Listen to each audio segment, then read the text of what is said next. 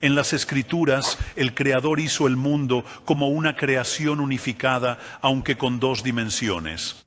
Cielo y tierra fueron hechos el uno para el otro.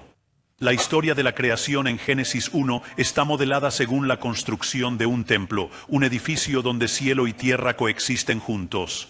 El tabernáculo del desierto en Éxodo fue entonces un pequeño modelo funcional de toda la creación, con Aarón, el sumo sacerdote, desempeñando el papel de Adán y Eva en la creación original, los portadores de la imagen divina. Y cuando Salomón construyó el primer templo de Jerusalén, este también era un microcosmos, un pequeño modelo funcional de toda la creación de los cielos y la tierra, con reyes y sacerdotes como portadores de la imagen. La mayoría de las personas nunca piensan en el templo de Israel de esa manera, y esa es una de las razones por las que no entendemos a Jesús. El templo de Jerusalén, como pueden ver, siempre fue una señal de la intención divina de renovar toda la creación. Estaba en el corazón de la vida nacional de Israel como un recordatorio de que Israel era el portador de esta promesa para todo el mundo. Pero recuerden lo que había sucedido antes. En tiempos de Jeremías, el símbolo se había invertido. El templo se veía como un amuleto de la suerte, como un talismán, una garantía automática de seguridad contra invasores extranjeros, aun cuando el pueblo de Israel no le prestaba la atención debida como debía haberlo hecho. El resultado fue destrucción y exilio. Y para Jesús también, los sumos sacerdotes que dirigían el sistema eran mundanos y adinerados. Y de igual manera, muchos aspirantes a revolucionarios empeñados en la violencia militar contra Roma consideraban el templo como su centro ideológico para esa violencia nacionalista. Y aunque el monte del templo todavía conservaba el sentido de promesa y presencia divina, como lo sigue haciendo hasta hoy el muro occidental en Jerusalén para millones de judíos, existía a la vez un sentimiento igualmente fuerte de que las grandes promesas aún no se habían cumplido. Los profetas seguían prometiendo que Yahvé volvería a su templo, pero todavía no lo había hecho. Isaías había dicho siglos antes que el Dios de Israel regresaría a plena vista y que todo el mundo lo vería. En ninguna parte de ese largo exilio alguien afirmó que eso ya había sucedido. Aquí es donde el Jesús que nunca conocimos entra de repente en foco, tan inesperado entonces como ahora. Estamos bastante acostumbrados a Jesús, el maestro ético, Jesús salvando almas para el cielo, Jesús quizás como un revolucionario social o, como dije desde el otro lado, Jesús como una figura de superhéroe, haciendo cosas imposibles para probar que es Dios. Lo siento, puede que no estemos de acuerdo con una o todas estas imágenes, pero al menos nos resultan familiares. Incluso la inquietante imagen de Leonard Cohen de Jesús, como el marinero que se ahoga, es una imagen poética que podemos comprender y con la que podemos conectar. Pero Jesús como la encarnación viviente del Dios de Israel que regresa y rescata, Jesús llevando a su clímax no solo la historia de Israel, sino la historia del mundo. Eso no es lo que solemos esperar, ni tampoco lo que los contemporáneos de Jesús esperaban. De hecho, esta falta de expectativa constituye, incidentalmente, una de las señales más claras de que esta historia no fue inventada por escritores ingeniosos una generación más tarde. Al contrario, los propios seguidores más cercanos de Jesús parecían necesitar tiempo para asimilarlo, para entender lo que estaba ocurriendo y lo que todo eso significaba. No tenían un molde ya preparado en el cual Jesús pudiera simplemente encajar. Más bien, Jesús rompió los moldes existentes y parecía insistir en que lo que Él estaba haciendo era el nuevo punto focal alrededor del cual las ideas anteriores tenían que reorganizarse.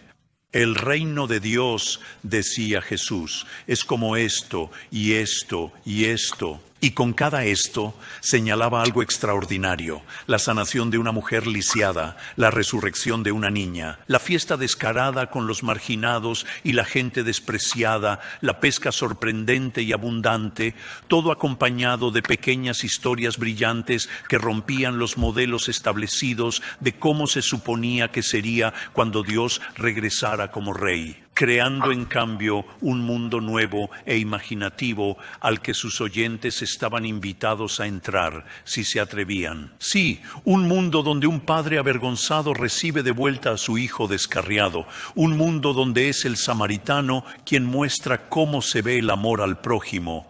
Un mundo donde las semillas de la cosecha final darán un fruto abundante, pero solo después de que 3/4 partes parezcan haber fracasado. Un mundo donde el agricultor vendrá a buscar fruto y no lo encontrará, donde el dueño de la viña enviará a su hijo a recoger el fruto y los arrendatarios lo matarán. Un mundo donde Dios llegará a ser rey, pero no de la manera que nadie había imaginado. Un mundo donde la plena revelación de la gloria divina no aparecerá en un resplandor de fuego y luz descendiendo sobre el templo existente, sino en una vida y una muerte de amor totalmente entregado, que para quienes tengan ojos para ver, reflejaría el mismo amor generoso con que fue creada la existencia. Las obras de Jesús, sus grandes hechos, ocurrían en el punto de encuentro entre el cielo y la tierra, y cielo y tierra siempre estaban destinados a unirse. De eso trataba toda la teología del templo. Eran señales de que el cielo y la tierra se estaban uniendo, de que una nueva creación estaba siendo inaugurada.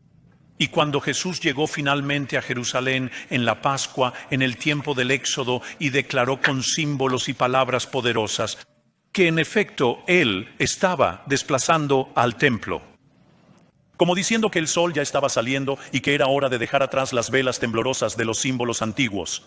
Estaba anunciando que así era como el Dios viviente se estaba convirtiendo en rey en la tierra como en el cielo.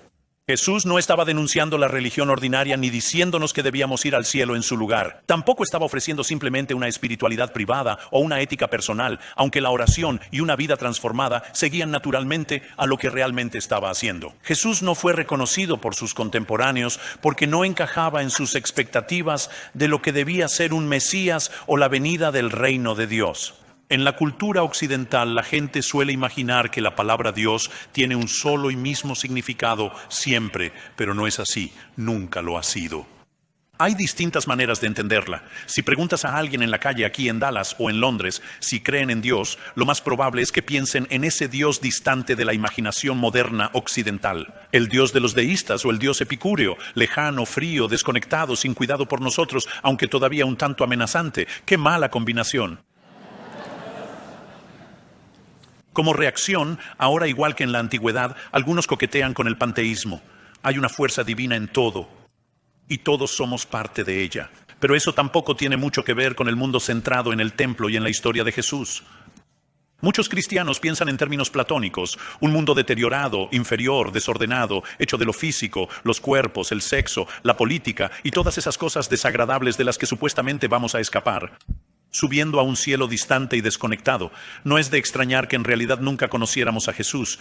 Aunque en gracia y misericordia Jesús se da a conocer a pesar de nuestras ideas equivocadas y fantasías erradas. Pero cuando empiezas con la historia del tan esperado regreso del exilio, que también es el perdón de los pecados, cuando empiezas con la narrativa inconclusa de Yahvé y su trato con su pueblo, cuando guardas en tu mente la promesa de que cuando toda otra ayuda falle, entonces el Dios de Israel vendrá en persona a rescatar y liberar.